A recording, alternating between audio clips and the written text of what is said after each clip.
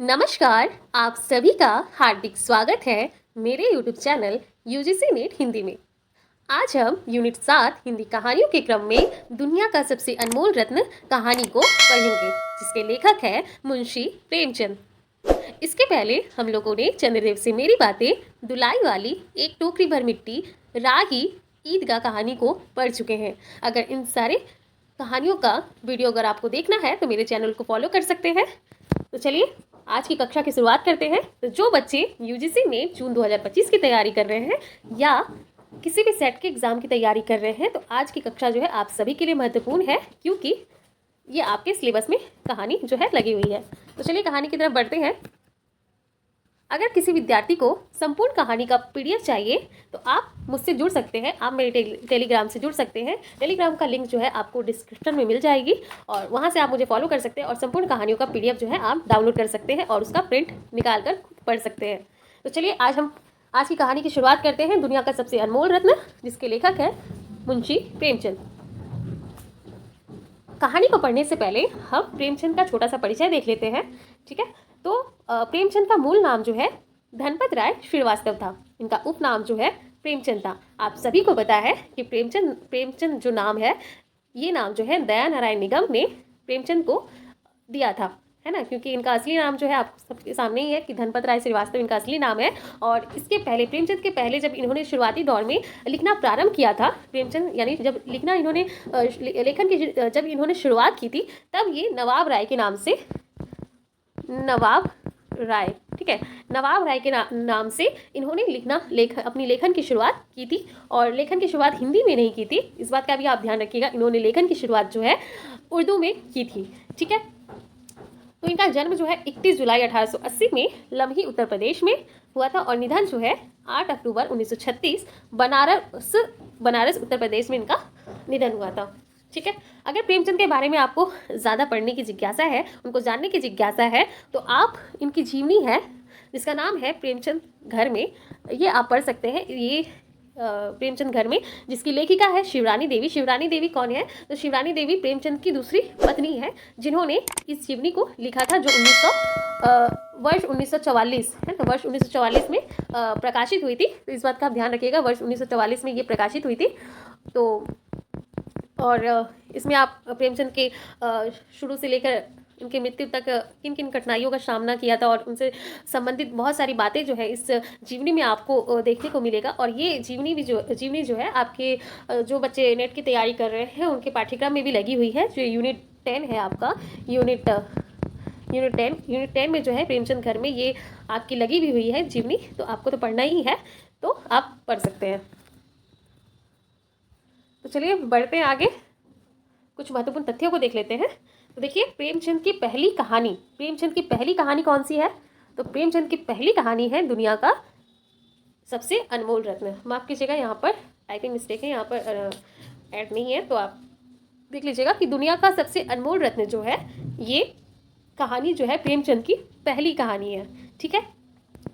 Important क्या है इसमें? तो यह कहानी जो है कानपुर से प्रकाशित होने वाली उर्दू पत्रिका जमाना, ठीक है, कानपुर से प्रकाशित होने वाली कौन सी पत्रिका? तो उर्दू पत्रिका जमाना, जो वर्ष 1907 में ये प्रकाशित हुई थी, ठीक है। तो ये कहानी जो है कानपुर से प्रकाशित होने वाली उर्दू पत्रिका जमाना में वर्ष 1907 में प्रकाशित हुई थी। और यह यानी दुनिया का सबसे अनमोल रत्न कहानी जो है उर्दू में नवाब राय के नाम से लिखी गई थी। तो इस बात का आप ध्यान रखिएगा कि ये कहानी जो है प्रेमचंद ने पहले जब लिखा था, सबसे पहली कहानी है प्रेमचंद की ये, दुनिया का सबसे अनमोल रत्न। तो ये कहानी जो है प्रेमचंद ने प्रेमचंद नाम से ना लिखकर उर्दू में नवाब राय के नाम से लिखा था, क्योंकि आपको पता ही है, क्योंकि प्रेमचंद जो है अपने लेखन की जब शुरुआत करते हैं तो वो उर्दू में ही करते हैं। और उर्दू में जब वो लिखते थे, प्रेमचंद जब लिखते थे तो वो उर्दू में नवाब राय के नाम से लिखा करते थे। तो इस बात का आप ध्यान रखिएगा कि ये कहानी जो है प्रेमचंद की पहली कहानी है, जो 1907 में जमाना में प्रकाशित हुई थी। और किस नाम से प्रकाशित हुई थी? तो नवाब राय के नाम से प्रकाशित हुई थी, ठीक है। आगे बढ़ते हैं और देखिए ये कहानी जो है किस कहानी संग्रह में संकलित है। तो देखिए दुनिया का अनमोल रत्न जो कहानी है, यह कहानी यानी दुनिया का सबसे अनमोल रत्न कहानी प्रेमचंद का प्रथम कहानी संग्रह सोजे वतन। तो प्रेमचंद की देखिए पहली कहानी कौन है? दुनिया का अनमोल रत्न, ठीक है। और पहली कहानी संग्रह ठीक है, सोजे वतन 1908 में संकलित है। ठीक है, तो ये कहानी जो है सोजे वतन 1908 में संकलित है। ये प्रेमचंद की पहली कहानी संग्रह थी, पहला कहानी और पहली कहानी संग्रह। ठीक है, तो इस बात का आप ध्यान रखिएगा कि जो कहानी जो है 1907 में प्रकाशित होती है और कहानी संग्रह जो है 1908 में प्रकाशित होती है। तो सोजे वतन से भी संबंधित कुछ इंपॉर्टेंट नोट देख लेते हैं। तो यह कहानी जो है, यह कहानी संग्रह 1908 में उर्दू में प्रकाशित हुआ था। तो जाहिर सी बात है, कहानियाँ उर्दू में थी तो कहानी संग्रह भी उर्दू का ही होगा। ठीक है, क्योंकि दुनिया का अनमोल रत्न जो है नवाब राय के नाम से इन्होंने लिखा था। किस भाषा में? उर्दू में लिखा था। ठीक है, तो 1908 में ये उर्दू में प्रकाशित हुआ था। अंग्रेज सरकार द्वारा इस पर प्रतिबंध भी लगाया गया था। इस प्रतिबंध के बाद ही ये नवाब राय के नाम से छोड़कर प्रेमचंद के नाम से लिखने लगे थे। तो ये वेरी वेरी इंपॉर्टेंट है, इसको आप ध्यान रखिएगा कि ये कहानी जो है, जब इस पे प्रतिबंध लगा, कहानी संग्रह माफ कीजिएगा, कहानी संग्रह पे जब प्रतिबंध लगा दिया गया था तो ये कहानी संग्रह जो है, कहानी संग्रह को जब प्रतिबंध लगा दिया गया तो प्रेमचंद को जो है एक तरह से कह सकते हैं कि आज के ज़माने की, हमारे ज़माने में मतलब आज की भाषा में अगर कहें तो कहते हैं बैन, है ना। तो बैन, एक तरह से कह सकते हैं कि बैन लगा दिया गया था प्रेमचंद को लिखने के लिए। तो तभी जो है दया नारायण निगम ने प्रेमचंद को जो है नवाब राय नाम को छोड़ने के लिए कहा, और प्रेमचंद नाम इसीलिए जो है दया नारायण निगम ने इनको दिया था। ठीक है, कि तभी से प्रेमचंद जो है नवाब राय को नाम को छोड़कर प्रेमचंद के नाम से लिखने लगे थे। ठीक है, तो इस बात का आप ध्यान रखिएगा कि इसी कहानी संग्रह सोजे वतन पे जब अंग्रेजी सरकार द्वारा जब प्रतिबंध लगा दिया गया था, उसके बाद से ही नवाब राय नाम जो है इन्होंने छोड़ दिया था और प्रेमचंद नाम से इन्होंने लेखन की शुरुआत तब से की थी।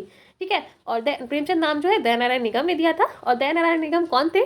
तो ये स्वयं जो है जमाना पत्रिका जो कानपुर से प्रकाशित होती थी उसके ये संपादक थे। ठीक है, तो इस बात का आप ध्यान रखिएगा। आगे बढ़ते हैं। तो सोजे वतन में 5 कहानियां हैं। तो ये वेरी वेरी इंपॉर्टेंट है, क्योंकि इस तरह से क्वेश्चन जो है पीवाईक्यू में बने हैं। हो सकता है क्वेश्चन उठा के यही पूछ ले कि सोजे वतन में कितनी कहानियां संकलित है, क्योंकि इस तरह के क्वेश्चन जो है प्रीवियस ईयर में बन चुके हैं। ठीक है, और हो सकता है इसके 5 कहानी से भी क्वेश्चन बन जाए। तो जो भी आप कहानी संग्रह पढ़ रहे हैं, कहानी संग्रह में कितनी कहानियां संकलित है, तो ये आप याद कर लीजिएगा। ठीक है, तो सोजे वतन जो कहानी है, जो आपके पाठ्यक्रम में ही दुनिया का सबसे अनमोल रत्न कहानी लगा हुआ है, और कहीं कहीं ये कहानी जो है संसार का अनमोल रत्न के नाम से भी आपको देखने को मिलेगा। ठीक है, तो सोजे वतन में कितनी कहानियां संकलित है? तो 5 कहानियां संकलित है। पहला कौन है? दुनिया का सबसे अनमोल रत्न। दूसरा, यह मेरा वतन। तीसरा है शेख मकबूल। चौथा है शोक का पुरस्कार, सिले मातम। 5वां है सांसारिक प्रेम और देश प्रेम, इश्क़े दुनिया व हुब्बे वतन। तो ये पांचों की पांचों कहानी जो है आपको याद होनी चाहिए, क्योंकि इसका क्रम पूछा जा सकता है या किसी भी मिलान वाले क्वेश्चन में किसी भी तरह से ये क्वेश्चन पूछी जा सकती है। लेकिन इंपॉर्टेंट है कितनी कहानियां संकलित है सोजे वतन में? तो 5 कहानियां संकलित है। ठीक है, आगे बढ़ते हैं। देखिए, कहानी से संबंधित कुछ महत्वपूर्ण तथ्य हैं जो आपको याद रखनी है।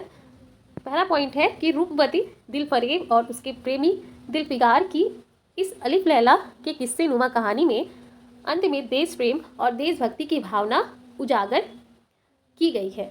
ठीक है, तो इस कहानी जो ये कह सकते हैं लैला मजनू की कहानी के माध्यम से जो देशभक्ति की भावना जो प्रेमचंद ने उजागर की है, तो इस कहानी के अंत में आपको देखने को भी मिलेगा। ठीक है, अगला पॉइंट है प्रेम के आदर्श स्वरूप एवं पवित्रता का चित्रण जो है इस कहानी के माध्यम से किया गया है। और 3 अनमोल रत्न जो आपकी कहानी लगी हुई है, दुनिया का सबसे अनमोल रत्न, तो कौन कौन से अनमोल रत्नों की बात की गई है कहानी में। ठीक है, और किसे दुनिया का अनमोल रत्न माना गया है, जब आप कहानी पढ़ेंगे तो आपको पता चल जाएगा। तो सबसे पहले जो है 3 अनमोल रत्न आपको याद रखने हैं, क्योंकि जब दिलफरेब जो है दिलफिगार से कहती है दुनिया का अनमोल रत्न लाने को, तो सबसे पहले दिलफिगार जो है पवित्र आंसू लेकर आता है। ठीक है, दूसरी बार जब वो आता है तो वो क्या लेकर आता है? सती के चिता का राख। और तीसरी बार जब आता है वो, तो लेकर आता है देश की सेवा में कुर्बान सिपाही के खून का आखिरी कतरा। और यही जो है दुनिया का सबसे अनमोल रत्न होता है दिलफरेब के लिए, जो दिलफिगार की प्रेमिका है। ठीक है, अगला पॉइंट आपको याद रखना है, ये वेरी वेरी इंपॉर्टेंट है। ठीक है, क्वेश्चन बन सकता है इससे। तो कहानी में जो है मिनोस्वाद शहर इटली का जो है चित्रण है। ठीक है, तो इस बात का आप ध्यान रखिएगा। छोटी छोटी बातें हैं जिसे आपको ध्यान में रखनी है। आगे बढ़ते हैं, कहानी के पात्रों को देख लेते हैं। तो सबसे पहले जो मोस्ट इम्पॉर्टेंट जो आपके मुख्य पात्र में आपको याद रखने हैं। ठीक है, मुख्य पात्र में आपकी दिलफरेब है जो सौंदर्य की देवी है, दिलफिगार जिससे प्रेम करता है, दिलफिगार को दुनिया का सबसे अनमोल रत्न लाने को कहती है। तो दिलफरेब कौन है? दिलफिगार की प्रेमिका है, और यही प्रेमिका जो है दिलफिगार से कहती है कि आप जाओ और दुनिया का सबसे अनमोल रत्न लेकर आओ। ठीक, फिर ये अगला पात्र है दिलफिगार, जो दिलफरेब का सच्चा प्रेमी दुनिया का सबसे अनमोल रत्न ढूंढ कर लाता है। ठीक है, तो सबसे पहले क्या लेकर आता है? आंसू लेकर आता है, दूसरी बार सती के चिता का राख, और तीसरी बार जो है खून का आखिरी कतरा लेकर आता है, और वही दुनिया का सबसे अनमोल रत्न होता है। तो इस बार का आप ध्यान रखिएगा। आगे बढ़ते हैं। अब देखिए गौण पात्र में सबसे पहले आ जाएगा आपका काला चोर। इसी का जो है आंसू लेकर दिलफिगार जो है सबसे पहले लेकर आता है दिलफरेब के पास। क्यों इसका आंसू इंपॉर्टेंट है? तो देखिए, सैकड़ों आदमियों का कातिल, जिसे फांसी दी जाने से पूर्व उसकी अंतिम इच्छा के रूप में एक बालक से मिलने दिया जाता है, पहले अनमोल रत्न के रूप में इसी का आंसू दिलफिगार जो है लेकर आते हैं। जब आप कहानी पढ़ेंगे तो काले चोर से संबंधित बहुत सारी बातें हैं जो आप देखेंगे। तो दिलफिगार जो है इसी का आंसू पहले लेकर आता है। अगले गौण पात्र के रूप में है बुजुर्ग। ये मोस्ट इंपॉर्टेंट है। ये बुजुर्ग ही जो है दिलफिगार को भेजता है पूरब की तरफ हिंदुस्तान में, और वहीं से जो है दिलफिगार को दुनिया का अनमोल रत्न यानी खून का आखिरी कतरा जो है सिपाही का मिलता है। तो हरा अमामा बांधे एक बुजुर्ग एक हाथ में तस्बीह और दूसरे में लाठी लेकर आता है और दिलफिगार को पूरब की ओर हिंदुस्तान भेजता है। तो याद रखिएगा, इंपॉर्टेंट है, पूरब की ओर किस ओर भेजता है? तो पूरब की ओर हिंदुस्तान की तरफ भेजता है। ठीक है, अगला है सिपाही। ठीक है, सिपाही हिंदुस्तान का सच्चा राजपूत सिपाही जो अपने देश के लिए बहादुरी से जान देता है। दिलफिगार दुनिया का सबसे अनमोल रत्न उसी सिपाही के रक्त का जो है आखिरी कतरा लाता है। अगले जो हमारे गौण पात्र में है वो है युवती, और युवती का मृत्यु पति। ठीक है, तो ये गौण पात्र है, इसे भी आप ध्यान में रखिएगा, और ये सारे के सारे इंपॉर्टेंट हैं। ठीक है, तो चलिए आगे बढ़ते हैं।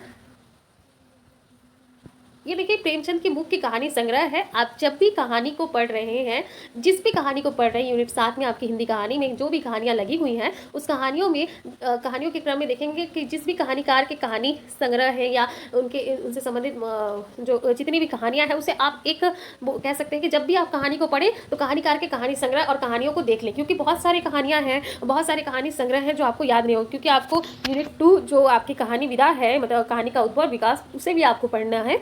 तो उसमें भी बहुत सारी कहानियाँ, लेकिन एटलीस्ट अपने सिलेबस में लगी जितनी कहानीकार हैं उसके कहानी संग्रह और कहानियाँ आपको याद होनी चाहिए। तो हम प्रेमचंद को पढ़े तो प्रेमचंद से संबंधित जो भी कहानी संग्रह है उसे हम फटाफट देख लेते हैं। ठीक है, तो पहला है 1917 में सप्तसरोज, 1917 में ही नवनिधि, 1918 में प्रेम पूर्णिमा, 1923 में प्रेम पच्चीसी, 1924 में प्रेम प्रसूप, 1926 में प्रेम द्वादशी, 1926 में प्रेम प्रतिमा, 1928 में प्रेम तीर्थ, 1929 में पाँच फूल, 1929 में प्रेम प्रतिज्ञा, 1929 में प्रेम चतुर्थी, 1930 में प्रेम कुंज, 1930 में सप्तसुमन, 1936 में कफन। ठीक है, तो कफन के लिए संदर्भ में यह याद रखिएगा कि कफन जो है इनका अंतिम कहानी भी है और कफन इनका अंतिम कहानी संग्रह भी है। ठीक है, आगे बढ़ते हैं। अब देखिए प्रेमचंद ने जो है बहुत सारी कहानियाँ लिखी हैं, लगभग 300 से अधिक कहानियाँ जो है प्रेमचंद की मिलती हैं। इन्होंने इतनी सारी कहानियाँ लिखी हैं, और मानसरोवर के 8 खंडों में भी हम प्रेमचंद की बहुत सारी कहानियों को देखते हैं, लेकिन कुछ इंपॉर्टेंट है। ठीक है, जो आपको याद ही रखनी है उसके प्रकाशन वर्ष के साथ। ठीक है, जब भी मैं तो बार बार बोल रही हूँ कि जिस भी आप कहानीकार की कहानी को पढ़ रहे हैं उसके कहानी संग्रह और कहानी जो इंपॉर्टेंट कहानियाँ हैं उसे आप याद कर लीजिए एक नज़र में। एटलीस्ट आप याद नहीं करेंगे तो हमेशा देखते रहेंगे, तो इस तरह से जो है आपको याद हो जाएगी। ठीक है, तो कुछ इंपॉर्टेंट है प्रेमचंद की कहानियाँ। ठीक है, इसे आप याद कर लीजिएगा प्रकाशन वर्ष के साथ, क्योंकि प्रेमचंद जब आप प्रीवियस ईयर क्वेश्चन सॉल्व करेंगे, जब आप PYQ सॉल्व करेंगे तो आप देखेंगे कि प्रेमचंद से संबंधित जो है प्रश्न बनते भी हैं, और इनकी कहानियों को क्रम में भी दे दिया जाता है लगाने को, तो इसलिए आप जो है इसे याद कर लीजिएगा। ये बहुत इंपॉर्टेंट स्लाइड है। तो देख लेते हैं। बड़े घर की बेटी 1910 में प्रकाशित हुई थी। ये प्रेमचंद की कहानियाँ हैं। ठीक है, नमक का दरोगा 1913 में, सौत 1915 में, पंच परमेश्वर 1916 में, सजनता का दंड 1916 में, ईश्वरीय न्याय 1917 में, दुर्गा का मंदिर 1917 में, बलिदान 1918 में, आत्माराम 1920 में, बूढ़ी काकी 1921 में, विचित्र होली 1921, गृहदाह 1922, परीक्षा 1923, आप बीती 1923, उद्धार 1924, सवा सिर गेहूं 1924, शतरंज के खिलाड़ी 1925, माता का हृदय 1925, कजाकी 1926, सुजान भगत 1927,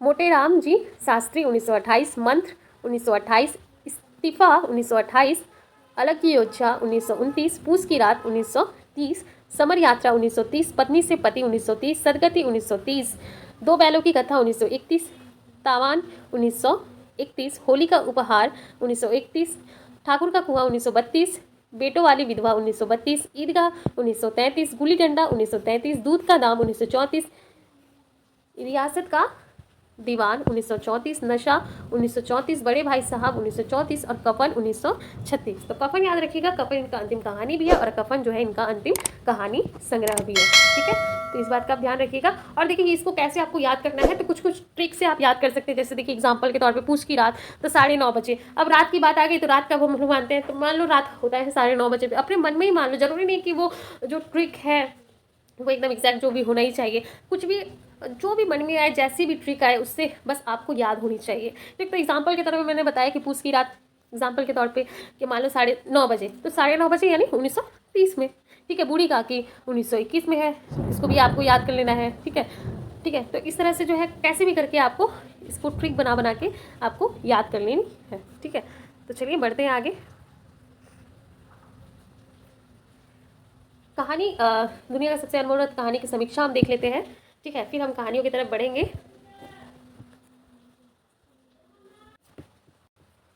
तो समीक्षा हम देख लेते हैं।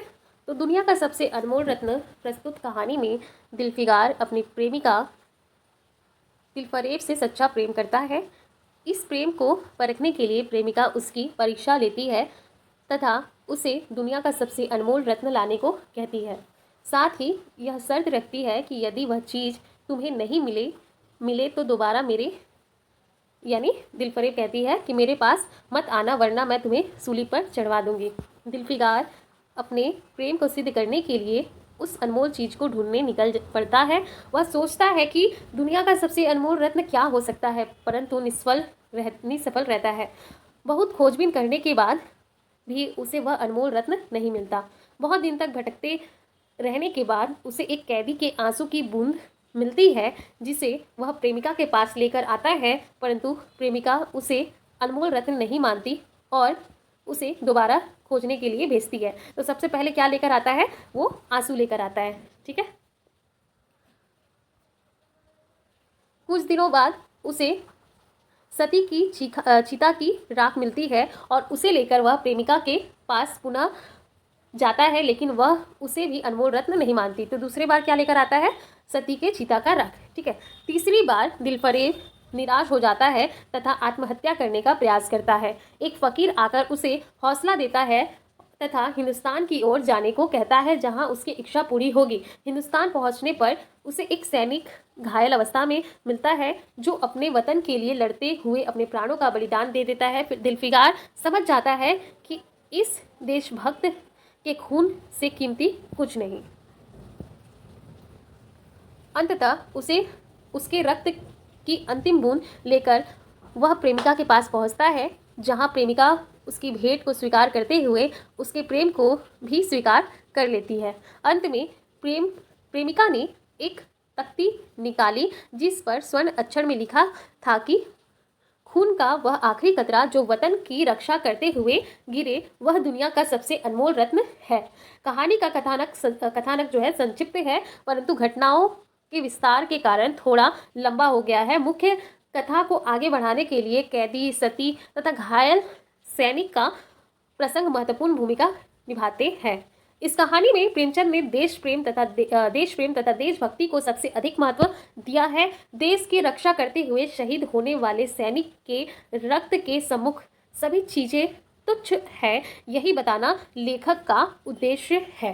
ठीक है, वेरी वेरी इंपॉर्टेंट। घायल सिपाही द्वारा देश की रक्षा के लिए अपने प्राणों का बलिदान दे देना उसके सच्चे देशभक्त होने का परिणाम है। गुलामी से जीने से अच्छा देश की रक्षा करते हुए मर जाना अधिक उचित है। यह संदेश लेखक ने इस कहानी के माध्यम से दिया है। ठीक है, तो ये कहानी की समीक्षा थी। चलिए कहानी की तरफ बढ़ते हैं। तो ये आपकी कहानी है दुनिया का सबसे अनमोल रत्न, जिसके लेखक है प्रेमचंद। ठीक है, तो मैं बता दूं कहानी को पढ़ने से पहले, आप जिस भी कहानी को पढ़ रहे हैं, कहानी को पढ़ने से पहले कहानी की शुरुआत किन पंक्तियों के साथ हुई है उसे आप रट लीजिए। सबसे पहले तो आप रट ही लीजिए, या जितनी भी 21 कहानियाँ आपके सिलेबस में लगी हुई है, 21 कहानियाँ आपके सिलेबस में लगी हुई हैं, ठीक है। तो 21 कहानी की शुरुआत जो है किन पंक्तियों के साथ हो रही है, इसे आप अच्छे से याद कर लीजिए, क्योंकि इस तरह के क्वेश्चन जो है एग्जाम में बनते हैं और बने भी हैं। जब आप प्रीवियस ईयर क्वेश्चन देखेंगे, जो नए बच्चे हैं उन्हें नहीं पता होगा, हो सकता है पता भी हो, और जिन्हें नहीं पता है वो जान ले कि कहानियों की शुरुआत किन पंक्तियों के साथ हो रही है। इस तरह के क्वेश्चन पीवाईक्यू में बने हैं, ठीक है। तो इस बात का ध्यान रखिएगा, और आप एक नोट्स जो है तैयार कर लीजिएगा 21 कहानियों के संदर्भ में, कि उनकी शुरुआत किन पंक्तियों के साथ हो रही है, और उसे आप याद भी कर लीजिएगा, ठीक है। तो चलिए, क्या इंपॉर्टेंट है हम देख लेते हैं, कहानी को पढ़ते हैं। दिलफिकार एक कटीले पेड़ के नीचे दामन चाक किए बैठा हुआ खून के आंसू बहा रहा था। वह सौंदर्य की देवी यानी मलका दिलफरेब का सच्चा और जान देने वाला प्रेमी था। उन प्रेमियों में नहीं जो इत्र फुलेल में बसकर और शानदार कपड़ों से सजकर आशिक के वेशभूषा में माशूकियत का दम भरते हैं, बल्कि उन सीधे साधे भोले भाले फिदाइयों में जो जंगल और पहाड़ों से सर टकराते हैं और फरियाद मचाते फिरते हैं। दिलफरेब ने उससे कहा था कि अगर तू मेरा सच्चा प्रेमी है तो जा और दुनिया का सबसे अनमोल चीज लेकर मेरे दरबार में आ, तब मैं तुझे अपनी गुलामी में कबूल करूंगी। अगर तुझे वह चीज न मिले तो खबरदार इधर रुख न करना, वरना सूली पर चढ़वा दूंगी। इंपॉर्टेंट है, जो इंपॉर्टेंट है वो पहले ही मैं मार्क कर दी हूँ, आप इसका ध्यान रखिएगा। दिलफरेब दिलफिकार को अपनी भावनाओं के प्रदर्शन का, शिकवे शिकायत का, प्रेमिका के सौंदर्य दर्शन का तनिक भी अवसर न दिया गया। दिलफरेब ने ज्यों ही यह फैसला सुनाया, उसके चौकीदारों ने गरीब दिलफिकार को धक्के देकर बाहर निकाल दिया, और आज 3 दिन से वह आफत का मारा आदमी उसी कटीले पेड़ के नीचे उसी भयानक मैदान में बैठा हुआ सोच रहा है कि क्या करूं, दुनिया की सबसे अनमोल चीज तुझको मिलेगी, नामुमकिन। और वह है क्या? कारू का खजाना, आबे हयात, खुसरो का ताज, जामे जम, तख्ते ताउस, परवेज की दौलत? नहीं, यह चीज़ हरगिज़ नहीं। दुनिया में ज़रूर इनसे भी महंगी, इनसे भी अनमोल चीज़ें मौजूद हैं, मगर वह क्या है, कहाँ है, कैसे मिलेगी? या खुदा, मेरी मुश्किल क्यों कर आसान होगी। ठीक है, तो देखिए यहाँ पर 3 दिन का जिक्र है। इस तरह के अगर आपकी कहानियों में 3 दिन या किसी भी समय का जिक्र हो रहा है तो उसे भी आप ध्यान रखिएगा, क्योंकि इस तरह के छोटी छोटी चीज़ें उठा के जो है एनटीए द्वारा जो है आजकल प्रश्न बनाए जा रहे हैं। तो आप इसे अच्छे से कहानी को पढ़िएगा, जो इंपॉर्टेंट वो पहले मैं हाईलाइट कर दी हूँ, तो इस बात का भी आप ध्यान रखिएगा और आप भी इसे मार्क कर लीजिएगा।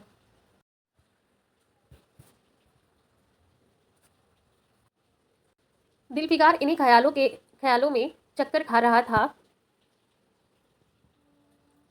और अक्ल कुछ काम न करती थी।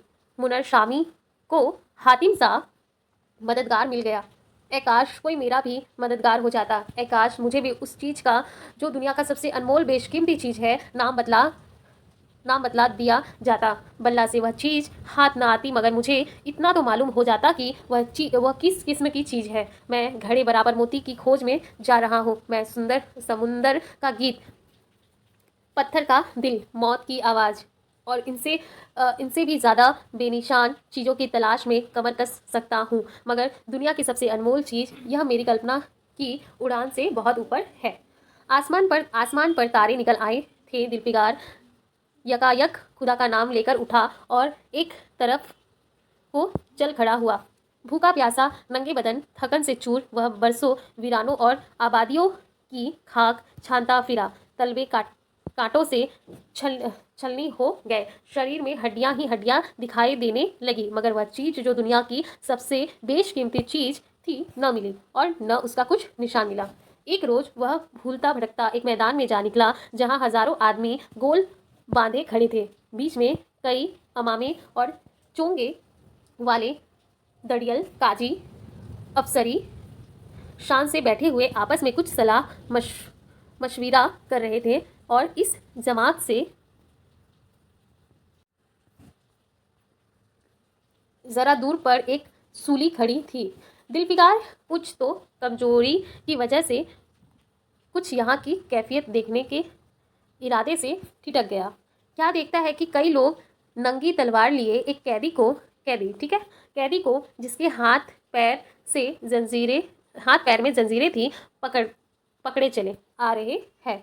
सूली के पास पहुंचकर सब सिपाही रुक गए और कैदी की हथकड़ियाँ बेड़ियाँ सब उतार ली गई।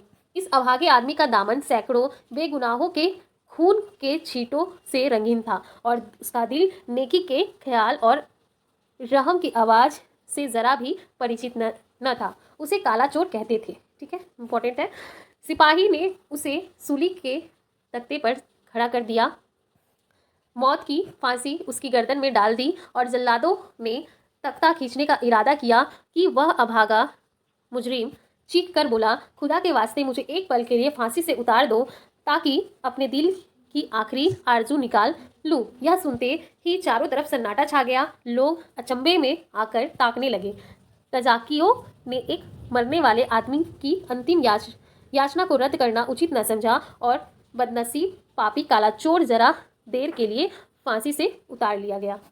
इस भीड़ में एक खूबसूरत भोला भाला लड़का एक छड़ी पर सवार होकर अपने पैरों पर उछल उछल फर्जी घोड़ा दौड़ा रहा था और अपनी सादगी की दुनिया में ऐसा मगन था कि जैसे वह इस वक्त सचमुच किसी अरबी घोड़े का शहरवार है। उसका चेहरा उस सच्ची खुशी से कमल की तरह खिला हुआ था जो चंद दिनों के लिए बचपन ही में हासिल होता है और जिसकी याद उसको मरते दम तक नहीं भूलती। उसका दिल अभी तक पाप की गर्दन और भूल से अछूता था और मासूमियत उसे अपनी गोद में खिला रही थी। बदनसीब काला चोर फांसी से उतरा। हजारों आंखें उस पर गड़ी हुई थी। वह उस लड़के के पास आया और उसे गोद में उठाकर प्यार करने लगा। उसे इस वक्त, ये इम्पोर्टेंट है, उसे इस वक्त वह ज़माना याद आ गया, माफ़ कीजिएगा, उसे इस वक्त वह ज़माना याद आया जब वह खुद ऐसा ही भोला भाला, ऐसा ही खुश व खुर्रम और दुनिया की गंदगियों से ऐसा ही पाक साफ था। माँ गोदियों में खिलाती थी, बाप बलाए देता था और सारा कुनबा जान निछावर करता था। आह, काले चोर के दिल पर इस वक्त बीते हुए दिन की बातों का जो है याद का इतना असर हुआ कि उसकी आंखों से जिन्होंने दम तोड़ती हुई लाशों को तड़पते देखा और न झपकी, आंसू का कतरा टपक पड़ा। ठीक है, वह सब कुछ सोचने लगा। जो काला चोर होता है वो अपने बचपन की वो छोटे से बच्चे को देखकर जो है वो सारे चीज़ें जो है उसकी स्मृति में आने लगती हैं। जब भी वो भी छोटा था तो वो माँ की गोदियों में खेलता था, बाप उसके जो उसके पिता थे उसके बलाए देते थे, सारा जो घर है उसको कितना प्यार करता था। ये सारी चीज़ें जो है उसको अंतिम जब उसे फांसी दी जाने लगी थी तब उसे ये सब याद आता है और तड़पते हुए जो है उसकी आंखों से जो उसकी आंसू जो है टपक पड़ती है। ठीक है, आंसू का एक कतरा टपक पड़ता है तो दिलफिगार ने लपक कर उस अनमोल मोती को हाथ में ले लिया और उसके दिल ने कहा, बेशक यह दुनिया का सबसे अनमोल चीज़ है जिस पर तख्ते ताऊ और जामेज़म और हावे हयात और जर्रे परवेज सब निछावर है। ठीक है, तो सबसे पहले देखिए दिलफिगार जो है दिलफरेब के लिए सबसे पहले यही आंसू जो है लेकर जाता है। ठीक है, जो इसे लपक कर जो है दिलफिगार जो है ले लेता है, यही दिलफरेब के लिए लेकर ये जाता है। सबसे पहले अनमोल रत्न के रूप में ये काला चोर का आंसू ही लेकर जाता है। ठीक है, आगे बढ़ते हैं। इस ख्याल में खुश होता, कामयाबी की उम्मीद में सरमस्त दिलफिगार अपनी माशूका दिलफरेब के शहर मिनोसवाद, ठीक है, इंपॉर्टेंट है, दिलफरेब के शहर, दिलफरेब कहाँ की रहने वाली थी तो मिनोसवाद, ठीक है, जो इटली में है। ठीक है, इसका जिक्र मैं महत्वपूर्ण तथ्यों पे कर चुकी हूँ। ठीक है, को चला, मगर ज्यों ज्यों मंजिल तय होती जाती थी उसका दिल बैठ जाता था कि कहीं उस चीज़ की जिसे मैं दुनिया का सबसे बेशकीमती चीज़ समझता हूँ, दिलफरेब की आंखों में कदर न हुई तो मैं फांसी पर चढ़ा दिया जाऊँगा और इस दुनिया से नामुराद जाऊंगा। लेकिन जो हो सो हो, अब तो किस्मत आजमाई है। आखिरकार पहाड़ और दरिया तय करते करते शहर मिनोशवाद में आ पहुंचा और दिलफरेब की ड्योढ़ी पर जाकर विनती की कि थकान से टूटा हुआ दिलफिगार खुदा के फजल से हुक्म की तामील करके आया है और आपके कदम चूमना चाहता है। दिलफरेब ने फौरन अपने सामने बुला भेजा और एक सुनहरे पर्दे की ओट से फरमाइश की की वह अनमोल चीज पेश करो। दिलफिगार ने आशा और भय की एक विचित्र मन स्थिति में वह बूंद पेश की और उसकी सारी कैफियत बहुत पुरअसर लफ्ज़ों में बयान की। दिलफरेब ने पूरी कहानी सुनी, गौर से सुनी, और वह भेंट हाथ में लेकर ज़रा देर तक गौर करने के बाद बोली, दिलफिकार, बेशक तूने दुनिया की एक बेशकीमती चीज़ ढूंढ निकाली। तेरी हिम्मत और तेरी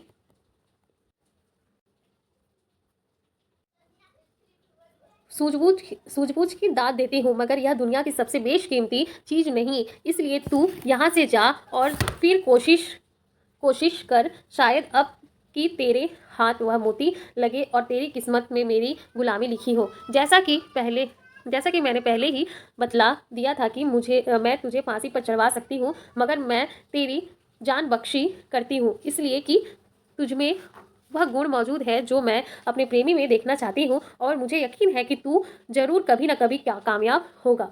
ठीक है, तो और आगे आप पढ़ लीजिएगा, जो इंपॉर्टेंट है वो मैं बता दे रही हूँ। ठीक है, फिर क्या होता है कि दिलफिगार एक सेकंड रुकिएगा। फिर क्या होता है कि दिलफिगार ने पूरब से पश्चिम तक और उत्तर से दक्षिण तक कितने ही जंगलों, और फिर जब दिलफिगार जो है,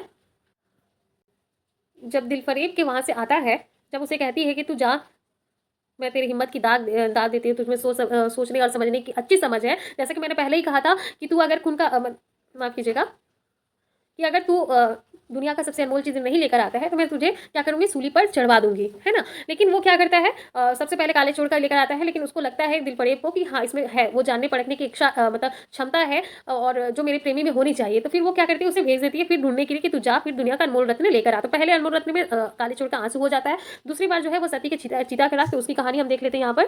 ठीक है, तो देखिए, दिलफिगार ने पूरब से पश्चिम तक और उत्तर से दक्षिण तक कितने ही जंगल और वीरानों की खाक छानी, कभी बर्फिस्तानी चोटियों पर सोया, कभी डरावनी घाटियों में भटकता फिरा, मगर वह चीज की धुन थी वह न मिली। यहाँ तक कि उसका शरीर हड्डियों का एक ढांचा सा रह गया। ठीक है, एक रोज वह शाम के वक्त किसी नदी के किनारे खस्ता हाल पड़ा हुआ था। बेखुदी के नशे में चौंका तो क्या देखता है कि चंदन की एक चिता बनी हुई है और उस पर एक युवती सुहाग के जोड़े पहने सोलहों सिंगार किए बैठी हुई है। तो ठीक है, देखिए, एक युवती है जो सुहाग के जोड़े पहने 16 श्रृंगार किए हुए क्या करती है, वहां पर बैठी हुई है। ठीक है, चंदन की चिता इंपॉर्टेंट है, चंदन की चिता। ठीक है, चंदन की चिता के ऊपर क्या है, एक युवती जो है 16 श्रृंगार करके हुई बैठी हुई रहती है। उसकी जांघ पर उसके प्यारे पति का सर है।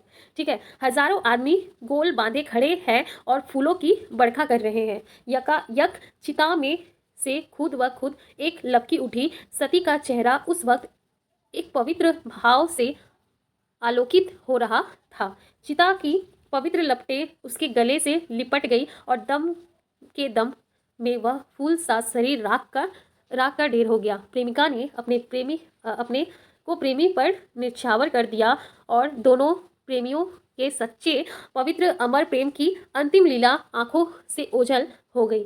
जब सब लोग अपने घर को लौटे तो दिलफिगार चुपके से उठा और अपने चाक दामन कुर्ते में एक यह राख का ढेर समेट लिया और इस मुट्ठी भर राख को दुनिया की सबसे अनमोल चीज समझता हुआ सफलता के नशे में चूर यार के कूचे की तरफ चला।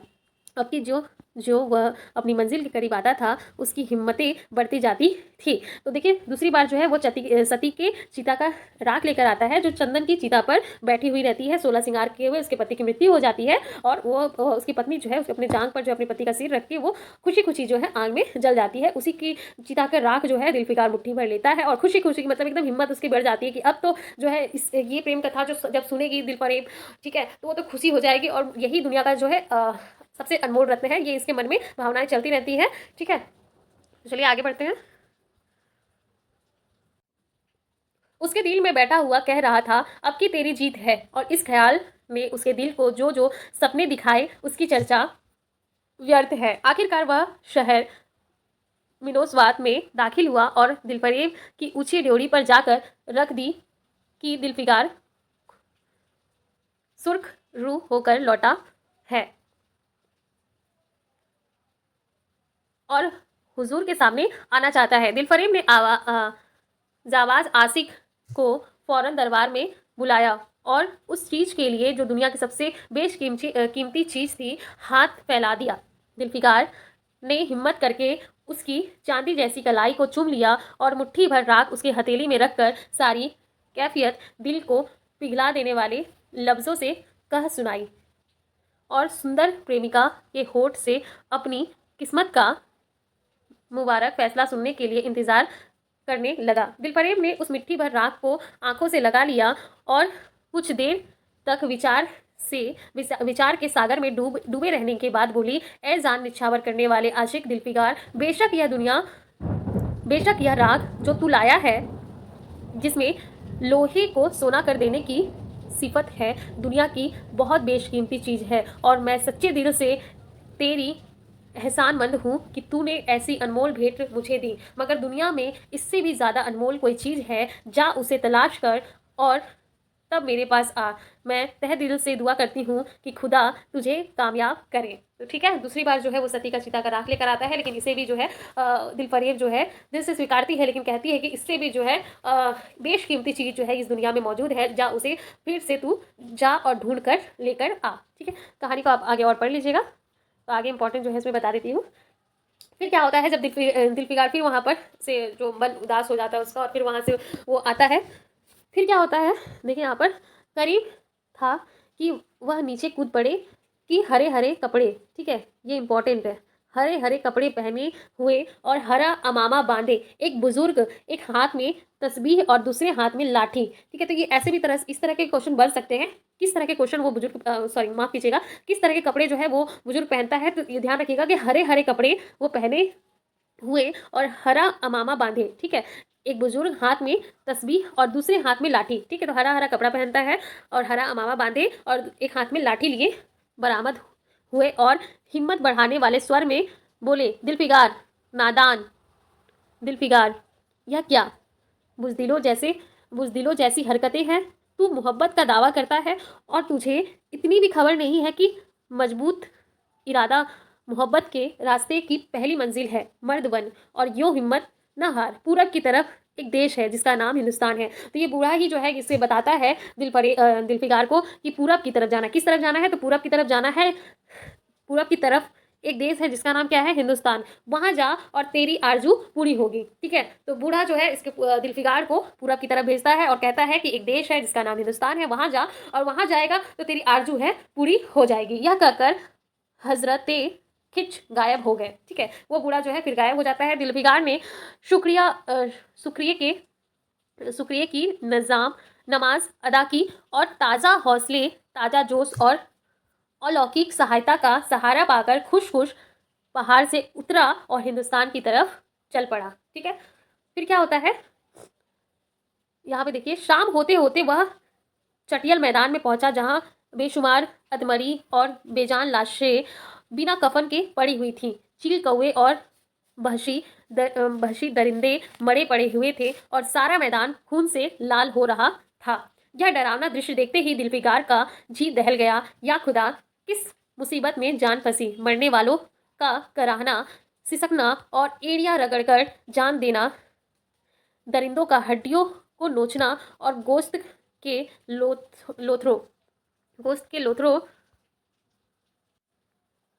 लोथरों को लेकर भागना, ऐसा हौलनाक सीन दिलफिकार ने कभी न देखा था। यकायक उसे ख्याल आया, यह लड़ाई का मैदान है और यह लाशें सुरमा सिपाहियों की है। इतने में करीब से कराहने की आवाज़ आई। दिलफिकार उस तरफ फिरा तो देखा कि एक लंबा तगड़ा आदमी, जिसका मर्दाना चेहरा जान निकालने की कमजोरी से पीला हो गया है, जमीन पर सर झुकाए पड़ा हुआ है। सीने में खून का फव्वारा जारी है, मगर आबदार तलवार की मूठ पंजे से अलग नहीं हुई। दिलफिकार एक चिथरा लेकर घाव के मुंह पर रख दिया ताकि खून रुक जाए और बोला, ए जावा मर्द, तू कौन है। जावा मर्द ने यह सुनकर आंखें खोली और वीरों की तरह बोला, क्या तू नहीं जानता मैं कौन हूँ? क्या तूने आज इस तलवार की कांट को देखी? ठीक है। तो दिलफिकार क्या कहता है हिंदुस्तान सिपाही को, जावा मर्द, ठीक है। तो इस बात का ध्यान रखिएगा। इस तलवार की काट नहीं देखी, मैं अपनी माँ का बेटा और भारत का सपूत हूँ, यह कहते कहते उसकी त्योरियों पर बल पड़ गए। पीला चेहरा गुस्से से लाल हो गया और आबदार शमशीर फिर अपना जौहर दिखाने के लिए चमक उठी। दिलफिकार समझ गया कि यह इस वक्त मुझे दुश्मन समझ रहा है। नरमी से बोला, ए जावा मर्द, मैं तेरा दुश्मन नहीं हूँ। अपने वतन से निकला हुआ एक गरीब मुसाफिर हूँ। इधर भूलता भटकता आ निकला। बराए मेहरबानी मुझसे यहाँ की कुल कैफियत बयान कर। यह सुनते ही घायल सिपाही बहुत मीठे स्वर में बोला, अगर तू मुसाफिर है तो आ मेरे खून से तर पहलू में बैठ जा, क्योंकि यही 2 अंगुल जमीन है जो मेरे पास बाकी रह गई है और जो सिवाय मौत के नहीं छीन सकता। अफसोस है कि तू यहाँ ऐसे वक्त में आया है जब हम तेरा आतिथ्य सत्कार करने योग्य नहीं।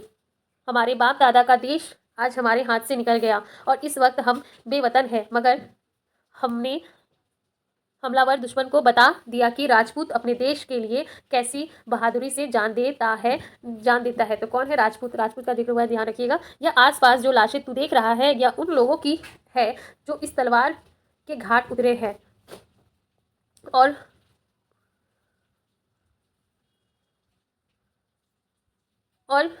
गोया कि मैं बेवतन हूँ, मगर गनीमत है कि दुश्मन की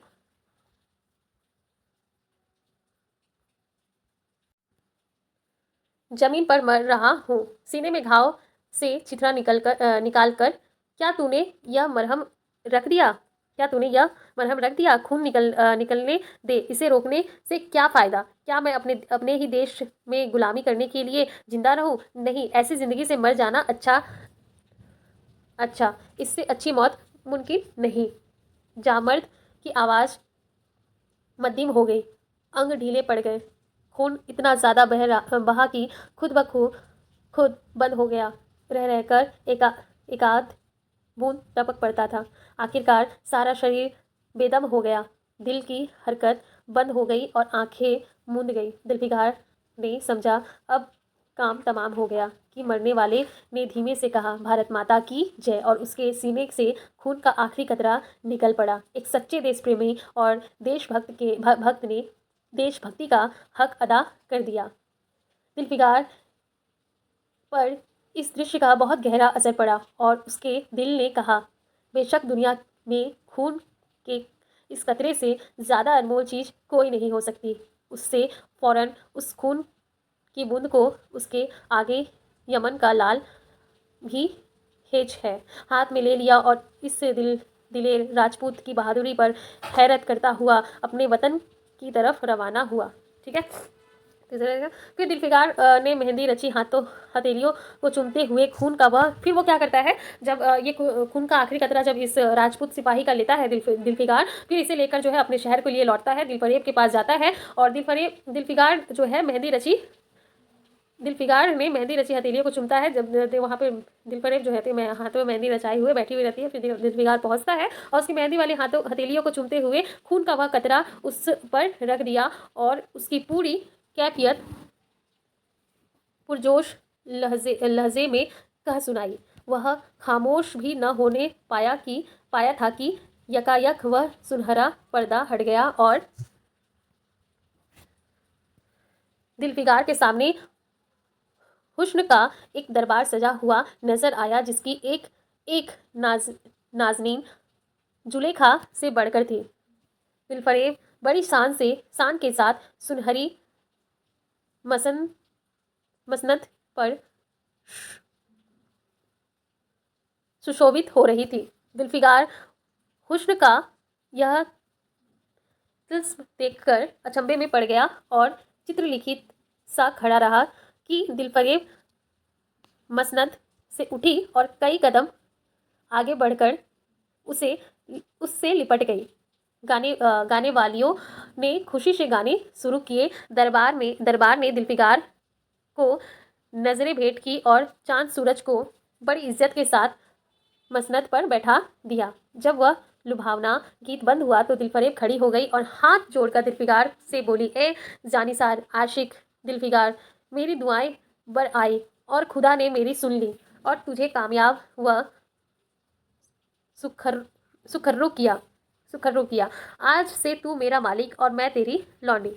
यह कहकर उसे एक रत्न जटित मंजूषा मंगाई और उसे उसमें एक तख्ती निकाली जिस पर सुनहरे अक्षर में लिखा हुआ था, ठीक है, खून का वह आखिरी कतरा जो वतन की हिफाजत में गिरे दुनिया की सबसे अनमोल चीज़ है। यानी दिलफरेब जो है वो जो तख्ता निकालती है, ठीक है, यह कहकर उसने एक रत्न जटित मंजूषा मंगाई और उसमें एक तख्ती निकाली, ठीक है, उसमें से एक क्या निकालती है, तख्ती निकालती है जिस पर सुनहरे अक्षरों से लिखा हुआ था, क्या लिखा हुआ था कि खून का वह आखिरी कतरा जो वतन की हिफाजत में गिरे दुनिया की सबसे अनमोल चीज़ है। तो इस लाइन को आप याद कर लीजिएगा, ये बहुत मोस्ट इंपॉर्टेंट है। हमेशा एग्जाम में इस तरह के क्वेश्चन बनते हैं और इससे भी क्वेश्चन बने हैं प्रीवियस ईयर में, ठीक है। तो हमारी कहानी खत्म होती है। अगर आपको वीडियो अच्छा लगे तो प्लीज़ इसे लाइक कीजिएगा, शेयर कीजिएगा और मेरे चैनल को सब्सक्राइब करना ना भूलिएगा। आज के लिए बस इतना ही। धन्यवाद। मिलते हैं अगले वीडियो के साथ और अपने मित्रों से साझा करना ना भूलिएगा। मिलते हैं अगले वीडियो में। धन्यवाद।